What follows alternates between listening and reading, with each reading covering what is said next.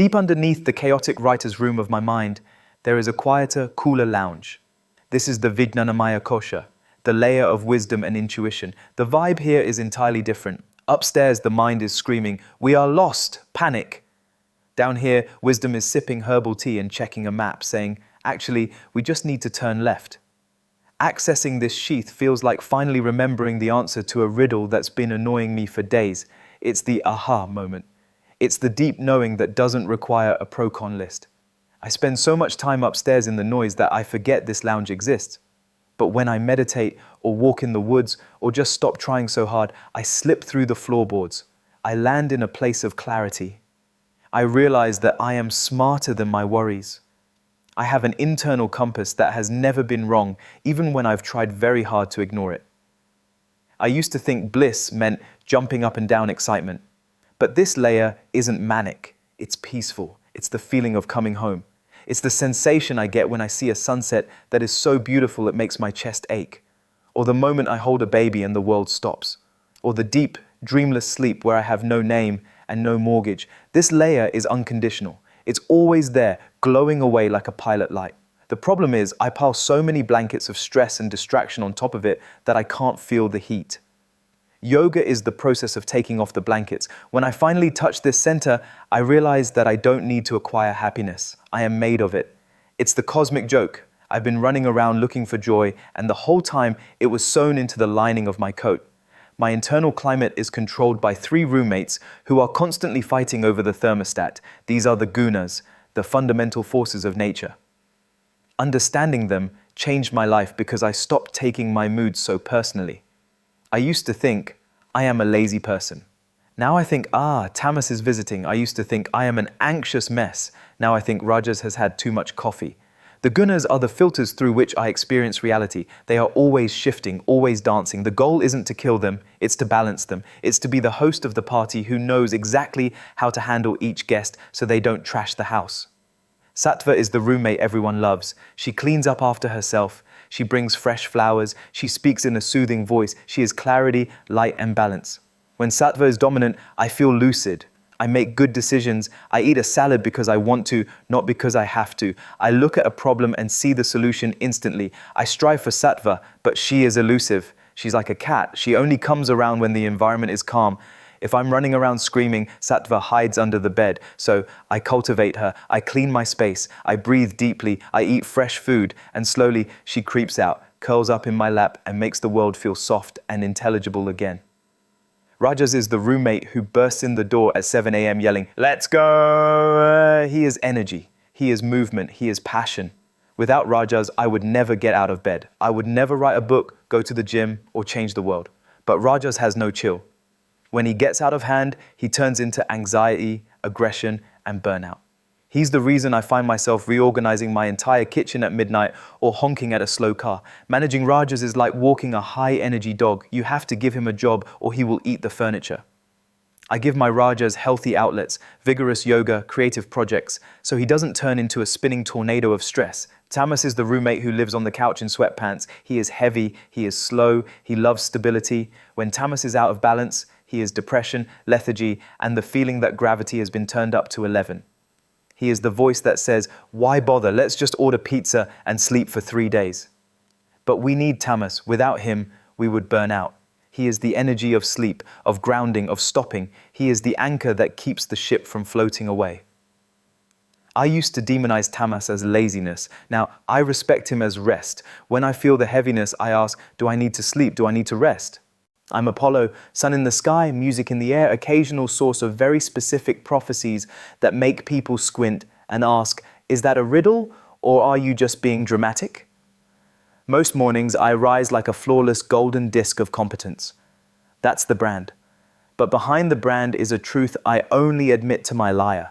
Being radiant is exhausting. Everyone wants warmth, inspiration, certainty. Nobody prays for Apollo, could you please have an off day and process your feelings privately? Which is honestly rude. So I started giving myself something I give mortals all the time. Permission to create without performing. It began with a simple habit. After I drive the sun across the sky, I sit down with my instruments, not to impress anyone, not to win another music contest. I play for the quiet part of me that needs to be heard. Some days the music is gorgeous. Some days it sounds like a centaur stepping on a rake. I let it be ugly. That's the secret most people miss. Art isn't only for the good days. Art is for the days when your insides feel tangled and you need a gentle way to untie them. At Delphi, mortals line up for prophecy like it's a bakery. They want certainty. Will I marry? Will I win? Will my neighbor stop feeding my sacred goats after midnight? I can't always give them what they want, but I can give them something kinder. Perspective. One afternoon, a young woman came to the temple trembling, asking whether she'd ever be great. Her hands smelled like paint, cheap pigment, and brave effort. She expected a verdict. Instead, I asked, "Do you feel more yourself when you paint?" She blinked, confused by the lack of thunder, then she nodded. I said, "Then paint. Greatness is a side effect, not a requirement." That's my wellness lesson. Delivered with sunbeam sincerity, creative self-expression isn't a luxury, it's maintenance. And yes, I still love applause. I'm not made of stone, I'm made of sunlight and a mild addiction to being admired.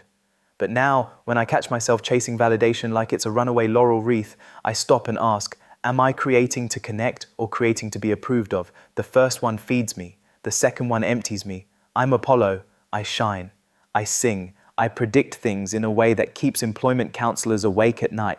And when the world gets too loud, I return to a simple healing truth: make something, even if it's messy, especially if it's messy. The sun rises every day, not because it's perfect, but because it's consistent. I'm Apollo, sun in the sky, music in the air, occasional source of very specific prophecies that make people squint and ask, is that a riddle or are you just being dramatic? To which I say, yes.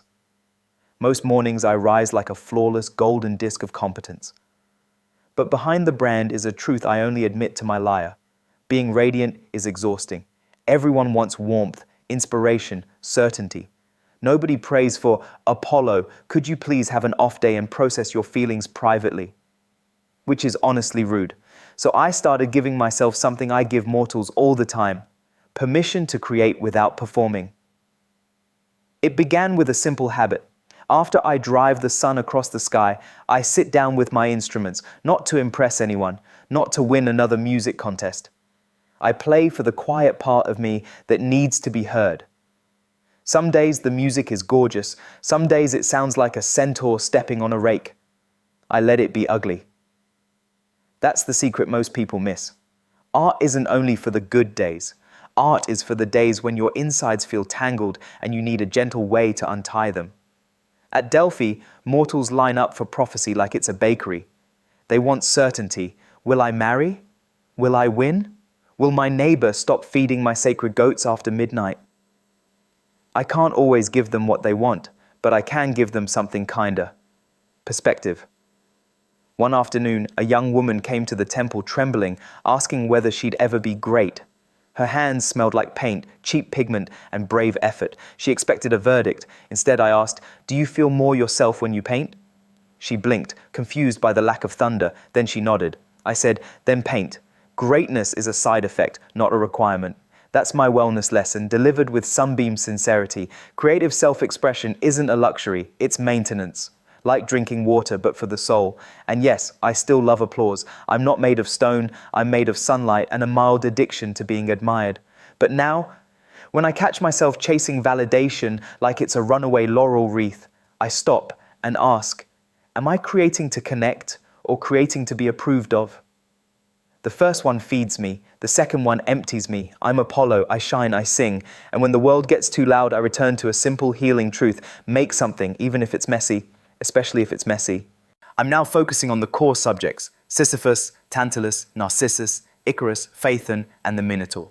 I'm exploring how these classic figures might lend themselves to a soft novel format. My goal is to determine how best to approach the combination of these elements. I'm now zeroing in on character voices. I'm aiming for a humorous and engaging tone. For Sisyphus, I'm leaning toward a resigned but cheerfully absurd persona, perhaps a mindfulness coach. I want to emphasize the joy of the process itself, even the mundane parts, and explore how to apply this to general wellness. I'm exploring humorous angles for this, like treating the rock like a pet. I'm now diving into Tantalus.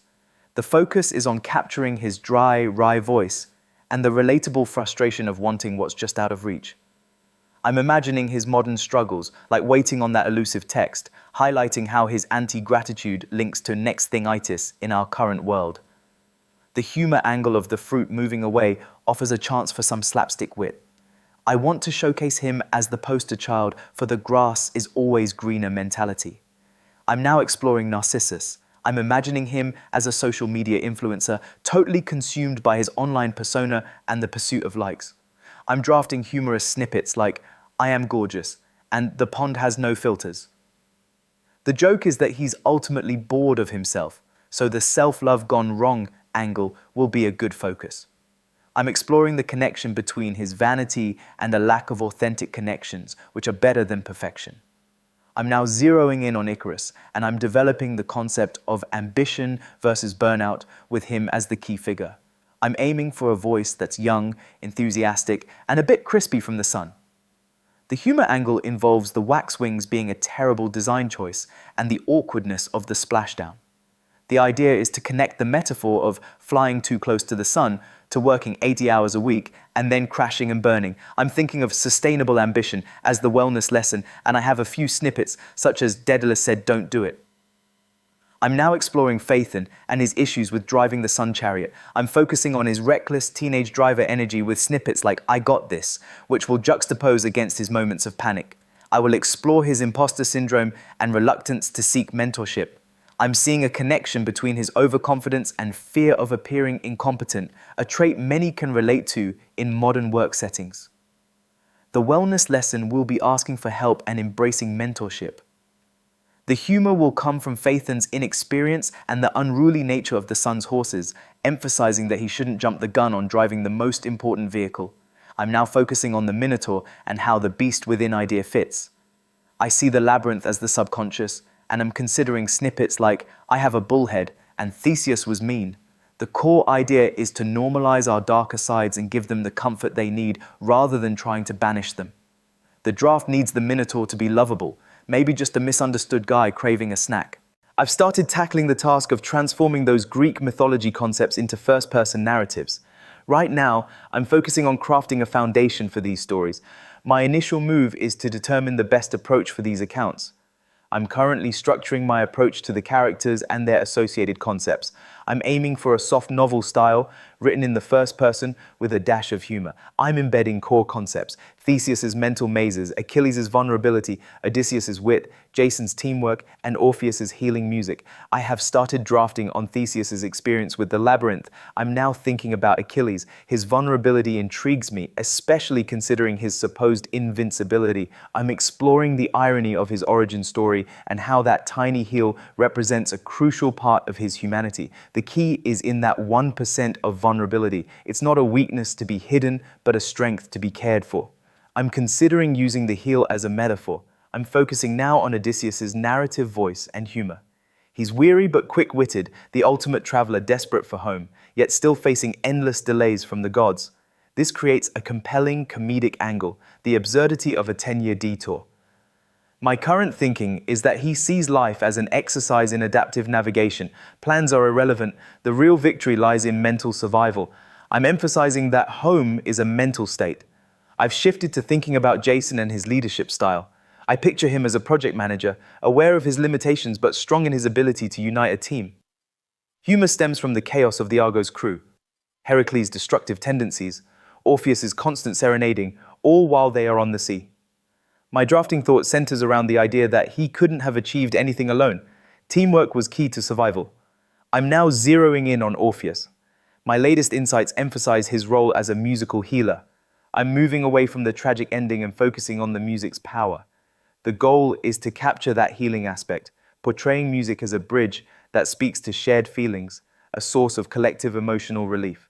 I'm keen on showcasing art as integral to wellness and not just as decoration. I'm now implementing self-corrections into the narrative drafts. I'm ensuring Ariadne gets proper credit for helping Theseus and softening Achilles' tone, Also, I'm adjusting the Orpheus narrative to emphasize music's relief-giving aspect, balancing its inherent sadness. The goal is to elevate all the characters. I'm focusing on crafting soft, engaging novel installments for each of the concepts between 62 and 67. I want to provide paragraphs that reflect a first-person perspective, adding humor and emphasizing emotional well-being throughout. This approach will help create relatable and enjoyable content. All right, let's go ahead and structure these 6 sections thoughtfully so they resonate well while staying light and entertaining. There is a tiny grill in my belly. When Tejas is balanced, the coals glow orange, hot enough to cook ideas into actions, but not so hot they char everything. On a good Tejas day, I write 3 emails, tackle that scary conversation, and still have energy to saute vegetables instead of dialing noodles in a panic. When Tejas is low, the coals look like sad, grey pebbles. I procrastinate, scroll, and wonder why life feels lukewarm. When it's too high, my inner BBQ chef turns into a pyromaniac. Every comment from a coworker is an insult, every delay a conspiracy. I don't just roast marshmallows, I incinerate them. My practice is learning to adjust the vents. Breath of fire stokes the embers. Forward folds cool them. Spicy curry? Great on a cold day. Disastrous during a heat wave mood. Balanced Tejas feels like a steady campfire, warm, mesmerizing, and perfect for telling optimistic stories about tomorrow. Vayu is the breeze that keeps my inner apartment from getting stuffy. When it flows, I feel light, inspired, able to change my mind without a court order. A walk outside, and my problems rearrange themselves into solvable puzzles. But when Vayu stagnates, my thoughts smell like leftovers forgotten in the fridge. Anxiety piles up because nothing is ventilated. Conversely, if Vayu goes gale force, I become the human equivalent of loose papers in a wind tunnel. Ideas everywhere, nothing finished, keys missing again. So I do Vayu maintenance, long exhales, twists, literal fresh air, and fewer back-to-back caffeine refills. When I feel the breeze inside my ribs, I know circulation has resumed. My brain stops drafting apocalyptic screenplays and starts writing haiku about clouds. Ether is the part of me that isn't stuff. It's the empty shelf where new possibilities can land, the pause between notes that makes the music beautiful. I tend to cram every inch of my schedule and mind with noise. Then I wonder why inspiration can't find parking. Creating akasha means saying no, closing tabs, finishing the sentence, and enjoying the period. In meditation, I picture an endless sky, no to-do lists, no pings, just vast blue. At first, my control freak panics. Shouldn't we be doing something? But eventually, the spaciousness feels luxurious, like upgrading from a cramped seat to business class in my own consciousness. With a bit of ether, the other elements have room to dance. Solutions appear like guests who finally got invitations because I cleared clutter from the mailbox. Picture my mind as a sitcom apartment shared by 5 terribly behaved roommates. Avidya, ignorance, never pays attention to reality. Asmita, ego, hogs the mirror and labels the milk mine. Raga, attachment, keeps every pizza box for memories. Devesa, aversion, installs bug zappers to chase away anything unfamiliar. Abhinivesha, fear, nails the windows shut, just in case. When they throw parties, my peace is the furniture they spill salsa on. Yoga isn't about evicting them. Apparently the lease is lifetime. It's about learning their tricks. When I name a klesha mid-meltdown, oh hello aversion, fancy seeing you at this family dinner, the drama drops several decibels. Awareness turns the sitcom into a documentary, and documentaries are much calmer to live inside. Avidya is the fog that makes me walk into the same glass door again. It's believing my thoughts are facts, my feelings permanent, and my stretchy pants a substitute for actual stretching. Under Avidya's spell, I chase happiness like it's hiding behind the next promotion or the next notification. The antidote? Tiny flashlight beams of reality. Notice the breath. Feel the feet. Remember that every previous mood swing passed like a weather front. Each glimpse disperses a bit of fog until, surprise, the door is visible and my forehead is grateful. Asmita is the enthusiastic sports commentator in my head. Look at her hold Warrior 2. What a champ. Or 5 seconds later, she wobbled. Career over. It keeps score on everything. Compliments received, failures replayed, number.